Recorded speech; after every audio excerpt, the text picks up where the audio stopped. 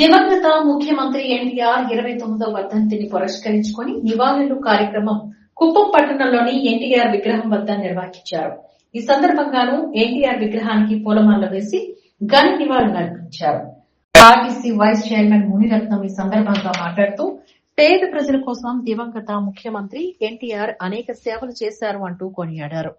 కూటమి ప్రభుత్వ పాలనలోని ప్రజలందరూ సంతోషంగా ఉన్నారని తెలిపారు. ప్రజల సంక్షేమం కోసం ఎన్టీఆర్ అనేక పథకాలను అమలు చేశారని చెప్పారు. ఈ కార్యక్రమంలో టీడీపీ నేతలు డాక్టర్ సురేష్ బాబు, రాజ్ కుమార్, గోపీనాథ్, సత్యేంద్ర శేఖర్ తదితరులు పాల్గొన్నారు.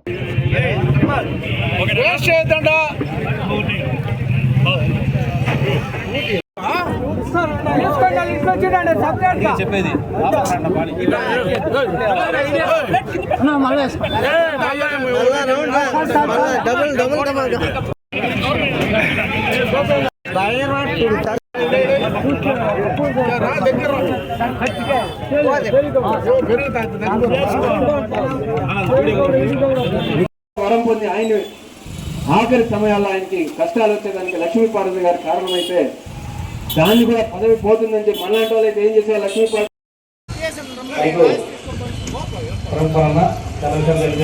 ఇప్పుడు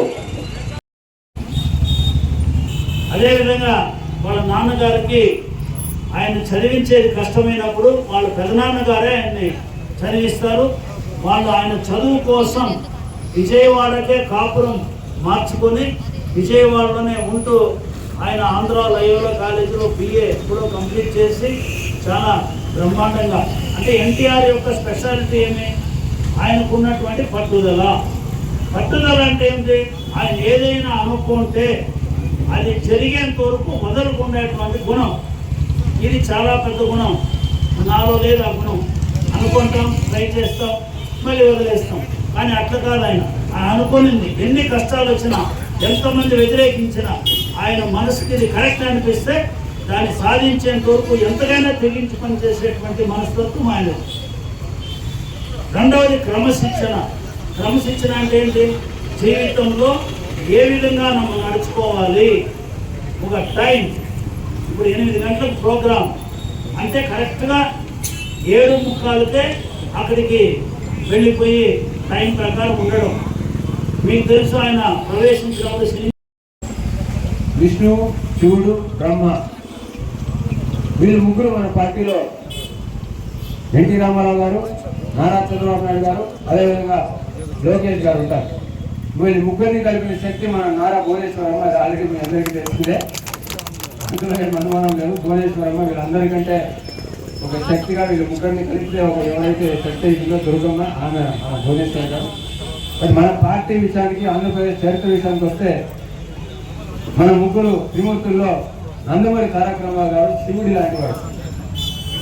ఆయనకు తారతమ్యాలంటే ఏముండవు. పేదవాడు, డబ్బు ఉన్నవాడు, డబ్బు లేనివాడు, బాగా లగ్జరీస్ అలవాటు అవ్వడం కానీ, లేదంటే కింద నేల మీద పడుకోబడిన శివుడు ఏ విధంగా అయితే శ్మశానంలో ఉంటాడో, అదేవిధంగా నందమూరి తారక రామారావు గారు కష్టాలు వచ్చినప్పుడు రోడ్డు మీద పడుకోవడానికైనా రెడీ, గుడిలో పడుకోవడానికైనా రెడీ, ప్రజల కోసం ఏ కష్టాన్ని ఎదుర్కొనేదానికి ఎప్పుడు రెడీగా ఉండే మహోన్నతమైన శివుడి లాంటి ఒక గొప్ప అంశతో కూడినవాడు మన నందమూరి తారక రామారావు గారు. అంతేకాకుండా ఆయన బోళా శంకరుడు అంటారు కదా, ఆ విధంగా ఆయన ఎవరైనా నమ్మితే వాళ్ళ కోసం ఎంతటికైనా తెగించి వాళ్ళని కాపాడుకునే ప్రయత్నం చేసే వ్యక్తుల్లో ముందు వరుసలో మన తారక రామారావు గారు. ఈ ప్రపంచాన్ని విడిచిపెట్టి దాదాపు 29 సంవత్సరాలు అయినా ఇంకా ఆయన గురించి కోట్ల మంది ప్రపంచవ్యాప్తంగా ఆయన పుట్టినరోజు కానీ, ఆయన చనిపోయిన రోజును కానీ ఘనంగా జరుపుకోవడమే కాకుండా ఆయనని పూర్తిగా తీసుకుని వాళ్ళ జీవితాలని బాగు చేసుకునే దానికి ఆయన ఒక స్ఫూర్తిగా తీసుకుని ఎంతోమంది ముందుకు వెళ్ళటం అనేది నిజంగా ఆయన జీవితంలో ఆయన చేస్తున్న మంచి పనులకు అది నిదర్శనం అని చెప్పి, ఆయన ఒక నాయకత్వానికి కానీ, ఆయన యొక్క గొప్పతనానికి కానీ నిజమైన నివాళి ఈరోజు మనం అర్పిస్తున్నామని చెప్పి కూడా సందర్భంగా తెలియజేస్తూ, నందమూరి తారక రామారావు గారు మామూలుగా ప్రపంచంలో బహు అరుదుగా ఉంటారు అలాంటి నాయకులు, అలాంటి వ్యక్తులు. ఎందుకంటే ఆయన పుట్టినప్పటి నుంచి చనిపోయేంత వరకు ఏ రంగంలో అయితే ఆయన అడుగు పెట్టాడో ప్రతి రంగంలో కూడా టాప్లోకి రావడం లేదంటే ఆకాశానికి అందుకోవడం అనేది చాలా చాలా చాలా అరుదుగా జరిగే సంగతి.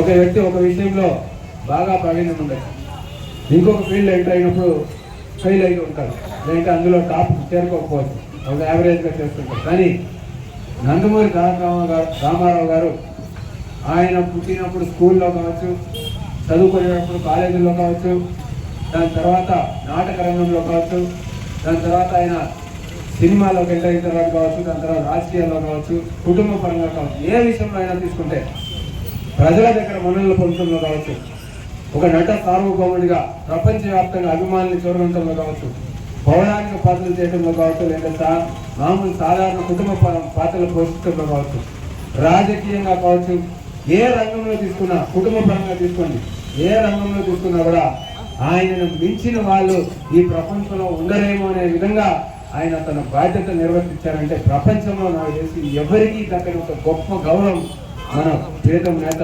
నందమూరి తారక రామారావు మాత్రమే దక్కిందని చెప్పి ఆయన అభిమానులుగా, ఆయన శిష్యులుగా, తెలుగుదేశం పార్టీ కార్యకర్తలుగా మనమందరం ఉండటం కూడా మనందరి యొక్క అదృష్టంగా మనందరూ భావించాలని చెప్పే సమయంగా తెలియజేస్తూ, నేను ఎప్పుడూ చెప్తూ ఉంటా, మన పార్టీకి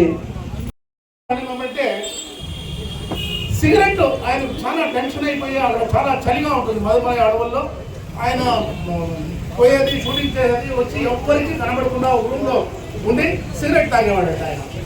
ఆ సిగరెట్ కూడా అతని అటెండర్ దగ్గర పోయి సిగరెట్, అప్పట్లో ఈ ఐటీసీ సిగరెట్ ప్యాకెట్ వచ్చి 10 రూపాయలు, 8 రూపాయలు 25 పైసలట. ఆయన 10 రూపాయలు ఇచ్చినాడంట అతని దగ్గర. 10 రూపాయలు ఇచ్చి సిగరెట్ ప్యాకెట్ ఇవ్వమంటే అతను ఏం చేసినాడు, వచ్చి సిగరెట్ ప్యాకెట్ ఆయన రూమ్ లో పెట్టేసి ఆ చిన్నది జాబ్లో వేసుకొని వెళ్ళిపోయినాడు. ఆయన వచ్చి రూమ్ లో చూసి సిగరెట్ ప్యాకెట్ ని, చిల్లర ఎక్కడా, ₹1.25 పైసలు ఇటుకు, ఆ చేంజ్ ఎక్కడ, అది ఎక్కడ పోయినాడు, పెద్దగా రాద్ధాంతం చేసినాడు. వీళ్ళు భయపడిపోయి ఏం జరిగిపోయిందో అని అక్కడున్న వీళ్ళందరినీ కూడా పిలిపించినాడు డైరెక్టర్. అప్పుడు దానికి రాఘవేంద్రరావు గారు, దాన్ని సూర్యనారాయణ, సత్యనారాయణ గారు ప్రొడ్యూసర్స్, వాళ్ళంతా కూడా భయపడిపోయి పరిగెత్తి వచ్చి నిలబడి ఏం జరిగింది అని అడిగితే, నాకు చిల్లర ఇవ్వలేదు అతను, ఏమన్నా ఈయన ఇంత కన్ఫ్యూజ్గా ఉన్నాడే, ₹1.25 కోసం ఇంత పట్టాడతాడే అని మాట్లాడితే ఆయన చెప్పిండేది ఏమంటే, అయ్యా పొదుపు అనేది చాలా ఇంపార్టెంట్, ఇంకోటి వచ్చి నిజాయితీ అనేది ఇంకా ఇంపార్టెంట్.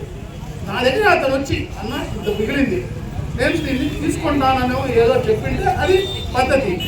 నేను అతని దగ్గర ₹1 నేను ఆశించాను, కానీ నా డబ్బు అనేది నేను ఎక్కడ కానీ వదిలే ప్రసక్తి లేదు, ఒక్కరిది ఎదురు చూడను అని ఎంత పెద్ద మాటలు చెప్పినాడంటే దాన్ని మనం చాలా తీసుకోవాల్సిన అవసరం ఉంది. మనం ఏం చేస్తాం, వర్ధంతికి మనము మన ప్రియతమ నేత, నట సార్వభౌముడుగా పేరు తెచ్చుకున్నటువంటి ఎన్టీ రామారావు గారిని స్మరించుకుంటూ చేస్తున్నటువంటి ఈ కార్యక్రమంలో ముఖ్యంగా ఆయన్ని స్మరించుకునేటప్పుడు ఆయన గురించి చెప్పాల్సిన అవసరం కూడా ఉంది. ఆయన చేసినటువంటి నటనలో ఎన్నో అద్భుతాలు సృష్టించినటువంటి వ్యక్తి, అది మున్నత్ గారు చెప్పడం జరిగింది. దాంతో చిన్న ఉదాహరణగా అడవి రాముడు అనే సినిమాని చాలా మంది చూసింటారు. అడవి రాముడు సినిమాలో ఆయన జయప్రద, ఒక్క శ్రీదేవి, జయసుధ, వాళ్ళిద్దరూ చేసినటువంటి, వాళ్ళతో నటించడం అంటే వాళ్ళకు చాలా భయం వేసిందంట ఆయనతో నటించేదానికి. కానీ ఆయన వాళ్ళకు ధైర్యం చెప్పి నటించే విధంగా మధుమలై అడవుల్లో ఆ సినిమాని ఏనుగులుగా పెట్టి తీసిన సినిమా. ఆ సమయంలో ఆయన అన్న చెప్పినట్టుగా ఆయన చాలా వచ్చినాడు, సన్నీళ్ళు స్నానం చేసినాడు, అన్ని గంటలకే చేసి మేము అక్కడ అప్పట్లో ఎంత చిన్న పిల్లోళ్ళు ఆయన వెనకాల జైలు కొట్టుకుంటూ తిరిగేవాళ్ళు. అటువంటి సమయంలో కూడా ఆయన ఎంత క్రమశిక్షణతో పార్టీని నడిపించినాడంటే అంత బాగా చేసినటువంటి వ్యక్తిని మనము ఫాలో అయ్యే పార్టీలో మనం ఉన్నాం. కాబట్టి ప్రతి ఒక్కరు కూడా మనం క్రమశిక్షణ అనేది చాలా అవసరం. ఆ అవసరాన్ని కొందరి ద్వారా నేర్చుకోవాల్సిన అవసరం కూడా ఉంది. దానికి ఉదాహరణగా మన మున్నత్ గారు ఉన్నారు, డాక్టర్ సురేష్ గారు ఉన్నారు, అదేవిధంగా చాలామంది మనకి ఇక్కడ ఉన్నారు. వారి ద్వారా ఆ క్రమశిక్షణని ఫాలో అయినప్పుడు మనం కూడా కొద్దిగా మార్పులు తెచ్చుకోవచ్చు మన జీవితాల్లో. వస్తూ ఉంటాం, మన 20, 50 అయిందో, 100 అయిందో, 80 అయిందో, దానిపై తీసుకుంటే కూడా పక్కలో ఉండేవాడు ఏమనుకుంటాడు అని ఫీలింగ్. మనకు తీసుకోవాలా మన చిల్లర మనము అని ఉంటే కూడా ఏదో 5 రూపాయలు 10 రూపాయలు వచ్చేసి, కానీ దాన్ని తీసుకుంటే పక్కలో ఉండేవాడేమో మనం ప్రిస్టేజ్గా ఫీల్ అయిపోతారేమో అనే విధంగా మనము అనుకుంటాం. కానీ ఆయన అంత ఖచ్చితంగా చేసినటువంటి వ్యక్తి. ఆయనతో పాటు మేము కొన్ని రోజులు ప్రయాణం కూడా చేయడం జరిగింది. ఆయన కుప్పం వచ్చినాడు. కుప్పం వచ్చినప్పుడు ఆయన పిలిచి వచ్చి R&B గెస్ట్ హౌస్ అప్పుడు ఉండింది, పంచాయత్ రాజ్ సిబి రోడ్లో పంచాయత్ రాజ్ గెస్ట్ హౌస్లో దిగడం జరిగింది. ఆయన అక్కడ తెల్లవారి 3 గంటలకే లేచింది స్నానం. అప్పటికప్పుడే ఆయనకు అప్పుడే పాలు ఉండాలి, పెద్ద చెంబులో ఒక పాలు. అది అయితేనే భోజనం ఏమనంటే నాటుకోడి, క్లీన్గా ఒక నాటుకోడి. ఆయన ఎవరి పూజ దగ్గర కూడా చేర్చాడు. బాగా నీట్గా భోజనం చేసి ఆయన మేము బయట సంవత్సరాల జరిగింది. తెలుగు వారందరికీ కూడా ప్రపంచంలో ఎక్కడ ఏ దేశంలో ఉన్నా కూడా నందమూరి తారక రామారావు గారి మరణం ఆ రోజు అందరినీ కూడా కలిచివేసింది. అటువంటి మహానుభావుడు, యుగ పురుషుడు నందమూరి తారక రామారావు, నట సార్వభౌమ. ఆయన గురించి అనేక బిరుదులు ఉన్నాయి, ఎవరికి అన్ని పేర్లు లేవు. నందమూరి తారక రామారావు ఒక సినిమా రంగం, కళారంగమే కాకుండా ఒక రాజకీయంలో కానీ, అభివృద్ధిలో కానీ, సేవా కార్యక్రమాల్లో కానీ, వ్యక్తిగతమైనటువంటి జీవితం యొక్క ఆదర్శాలు కానీ ప్రతి ఒక్కరిని కూడా ఎప్పటికీ సూర్య చంద్రాలు ఉండే వరకు తెలుగు వారి గుండెల్లో ఎప్పుడు నిలిచి ఉండేటువంటి వ్యక్తి నందమూరి తారక రామారావు గారు.